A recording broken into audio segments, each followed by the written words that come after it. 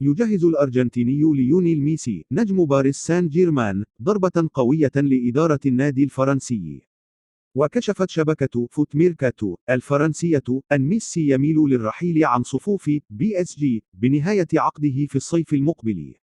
وأضافت: تجديد تعاقدي مع سان جيرمان لا يمثل أولوية لميسي في الوقت الحالي، رغم التقارير الأخيرة التي تحدثت عن إمكانية تجديد عقده. وأشارت: كل الاحتمالات تبقى ممكنة في ظل سعي إدارة PSG وتواصلها بشكل مكثف مع المقربين من اللاعب البالغ من العمر 35 عاما.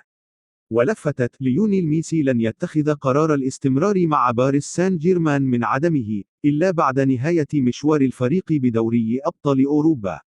وأتمت: برشلونة وإنتر ميامي يترقبان قرار ميسي في الوقت الذي لا يفضل فيه النجم الأرجنتيني الانتقال للدوري الأمريكي ليحافظ على تواجده بقائمة منتخب التانجو.